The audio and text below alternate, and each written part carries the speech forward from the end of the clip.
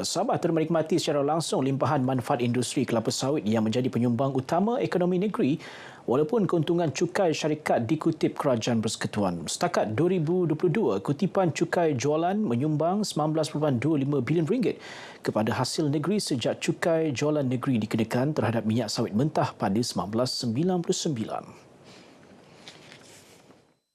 Menteri Kewangan Datuk Seri Panglima Masidi Manjun memaklumkan RM1.57 bilion cukai dikutip bagi tahun 2022 menyumbang hampir 23% kepada hasil negeri. Justru kerajaan negeri berpendirian untuk mengekalkan pengenaan cukai tersebut.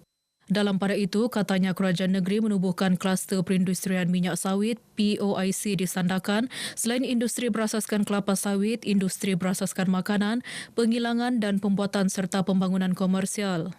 Datuk Masidi menjawab soalan Adun Elopura, Kelvin Chong dan Adun Senalang, Datuk Seri Panglima Muhammad Syafiq Abdal berkaitan percukaian ke atas industri kelapa sawit dalam persidangan DUN.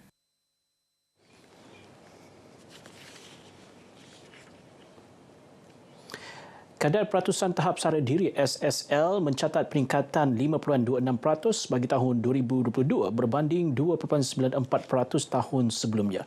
Peningkatan itu disebabkan pelaksanaan program pemerkasaan ruminan Sabah, projek integrasi, tenaga pintar dan program pembangunan usahawan kambing. Pembantu Menteri Pertanian, Perikanan dan Industri Makanan, Peto Galim berkata pihaknya memastikan pembiakan ternakan ruminan yang berterusan dan bekalan daging yang mencukupi dengan menguatkuasakan larangan menyembelih lembu, kerbau, kambing atau berbiri betina pada 2021 dan larangan ekspor ternakan ruminan betina pada 4 April 2022.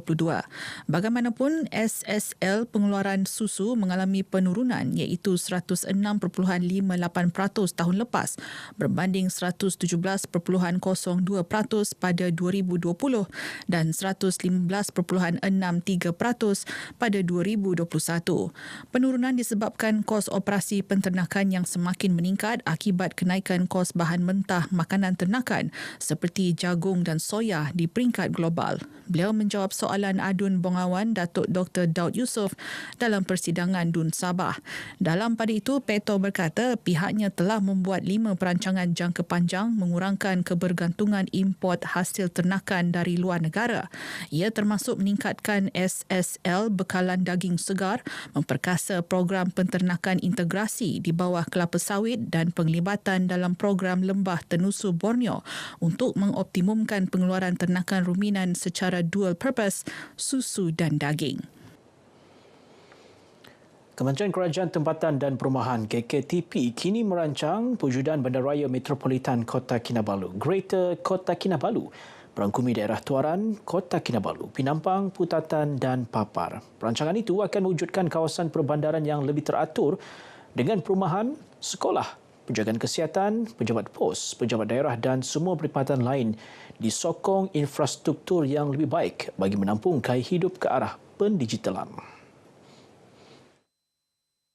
Pembantu Menteri Kerajaan Tempatan dan Perumahan Datuk Isnin Aliasni berkata perancangan tersebut dijangka menjadi ikon serta mercu tanda di Sabah yang bertepatan dengan Hala Tuju Sabah Maju Jaya SMJ, iaitu memberikan tumpuan kepada pemantapan infrastruktur asas dan digital di seluruh negeri dengan menjadikan aspek kesaling hubungan, keterangkuman dan keseimbangan antara kawasan bandar dan luar bandar sebagai keutamaan.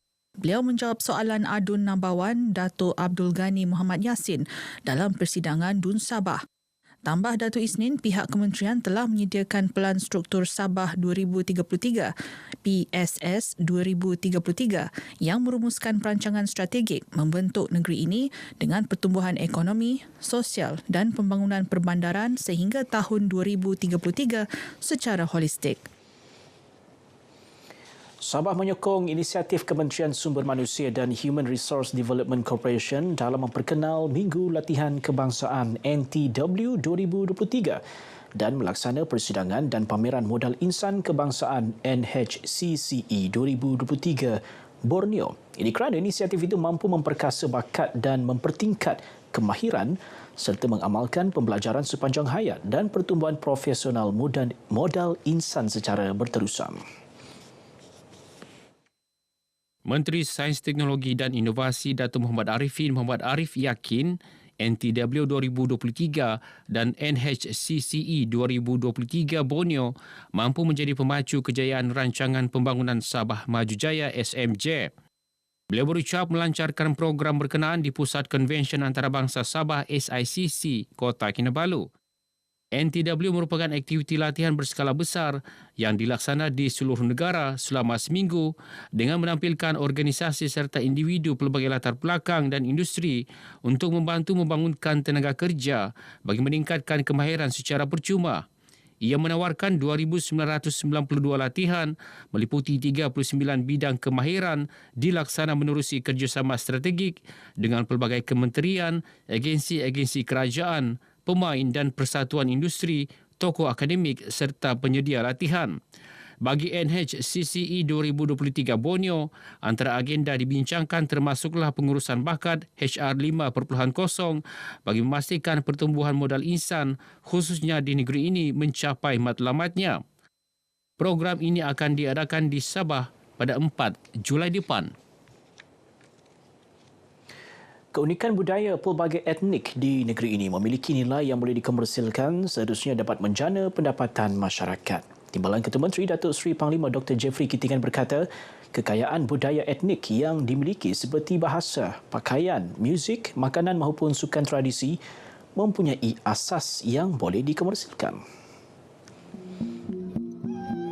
Sebab itu kita harus mengambil peluang dan kesempatan untuk memikirkan macam mana mau jadi kreatif supaya bukan saja yang kita yang akan ingin menggunakan pakaian kita, menggunakan alat muzik kita ataupun memakan makanan tradisi kita, tapi setiap manusia dalam dunia juga akan tertarik.